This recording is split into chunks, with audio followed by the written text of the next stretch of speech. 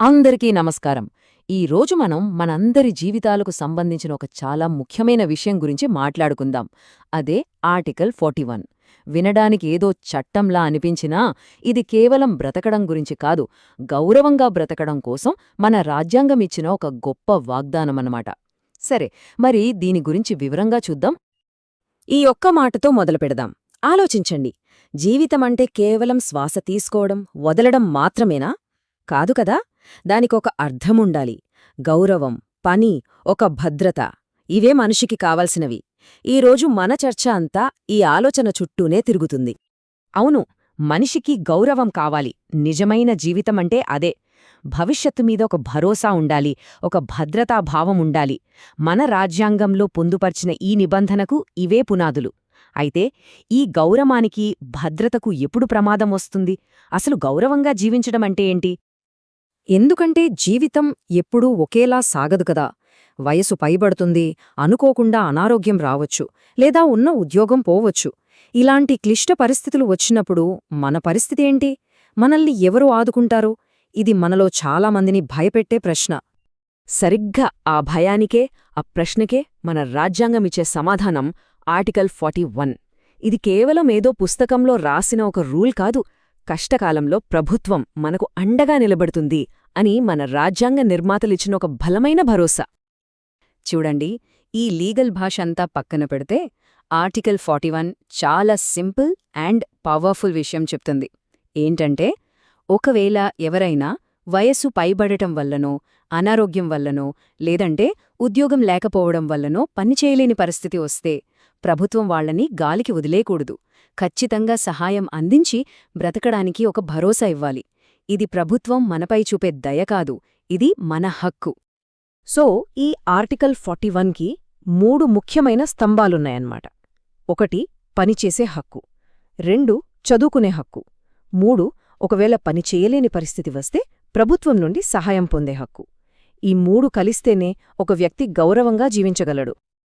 అయితే ఈ వాగ్దానాలన్నీ రాజ్యాంగం పుస్తకంలోనే ఉండిపోలేదు. నిజ జీవితంలో మనకు ఉపయోగపడే చట్టాలుగా, పథకాలుగా మారాయి. అదెలాగో ఇప్పుడు చూద్దాం. ఆర్టికల్ 41లోని పని హక్కుకు బెస్ట్ ఎగ్జాంపుల్ మనందరికీ తెలిసిన ఉపాధి హామీ పథకం. ఈ చట్టం ద్వారా ప్రతి గ్రామీణ కుటుంబానికి సంవత్సరంలో కనీసం 100 రోజుల పని గ్యారంటీ. అంటే రాజ్యాంగమిచ్చిన హామీని నిజం చేసిన ఒక గొప్ప చట్టమిదే. ఇక రెండోది విద్యా హక్కు. దీని స్ఫూర్తితోనే విద్యా హక్కు చట్టం వచ్చింది. దీని ప్రకారం 6 నుండి 14 సంవత్సరాల పిల్లలందరికీ ఉచితంగా, తప్పనిసరిగా విద్య అందించాలి. ఇది మన భవిష్యత్ తరాలకు రాజ్యాంగమిచ్చిన ఒక పెద్ద వరం. ఇక 3వ స్తంభమైన ప్రజాసహాయం. దీని ప్రభావమైతే ఇంకా చాలా పెద్దది. మనం చూస్తున్న వృద్ధాప్య పింఛన్లు, వితంతు పింఛన్లు, ఆరోగ్యశ్రీ లాంటి పథకాలు, వీటన్నింటికీ మూలం ఆర్టికల్ 41. సింపుల్గా చెప్పాలంటే మన చుట్టూ ఉన్న ఈ సోషల్ సేఫ్టీ నెట్ మొత్తానికే పునాది ఈ ఒక్క ఆర్టికలే. అంతా బానే ఉంది, కానీ చట్టాలు చేయడం వేరు, వాటిని సరిగ్గా అమలు చేయడం వేరు కదా. కొన్నిసార్లు ఈ వాగ్దానాలు నెరవేరవు, మన హక్కులకు భంగం కలుగుతుంది. ఇది వాస్తవం. మరి అలాంటప్పుడేం చెయ్యాలి? ఉల్లంఘనలు అంటే పెద్ద పెద్దవేం కాదు, మన చుట్టూ జరిగేవే. పింఛను నెలల తరబడి రాకపోవడం, అర్హులైనా సహాయం నిరాకరించడం, ప్రభుత్వ హాస్పిటల్లో ట్రీట్మెంట్ ఇవ్వకపోవడం, ఇవన్నీ చిన్న సమస్యలు కావు. ఇవన్నీ ఆర్టికల్ 41ని నేరుగా ఉల్లంఘించడమే. సరే, సమస్య ఏంటో తెలిసింది. ఇప్పుడు పరిష్కారం గురించి మాట్లాడుకుందాం. మన హక్కులకు భంగం కలిగినప్పుడు మనం ఎలా పోరాడాలి? మన చేతిలో ఏ ఏ ఆయుధాలున్నాయి? ఇంకో ముఖ్యమైన విషయమేంటంటే, ఇలాంటి ఉల్లంఘనలను చట్టం అస్సలు తేలిగ్గా తీసుకోదు. ముఖ్యంగా కొత్తగా వచ్చిన భారతీయ న్యాయ సంహిత అంటే బిఎన్ఎస్లో ఈ శిక్షలను ఇంకా కఠినతరం చేశారు. చూడండి, పథకాల డబ్బుల్ని పక్కదారి పట్టిస్తే ఏకంగా జీవిత ఖైదు వరకు శిక్షపడొచ్చు. లబ్ధిదారులను మోసం చేస్తే 7 ఏళ్ల జైలు. అంటే తప్పు చేసిన అధికారులు ఇప్పుడు తప్పించుకోవడం అంత ఈజీ కాదు. ఇది మన పోరాటానికి ఒక పెద్ద బలం. న్యాయం కోసం పోరాడటానికి దారి చాలా స్పష్టంగా ఉంది.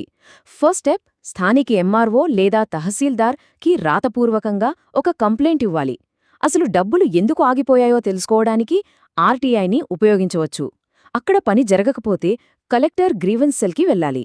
ఇంకా అవసరమైతే ఏసీబీకి లేదా లోకాయుక్తకు ఫిర్యాదు చేయొచ్చు. ఫైనల్గా నేరుగా హైకోర్టులో రిట్ పిటిషన్ వేసే హక్కు కూడా మనకుంది. ఒక్క విషయం గుర్తుంచుకోవాలి, ఈ పోరాటంలో మనం ఒంటరి కాదు.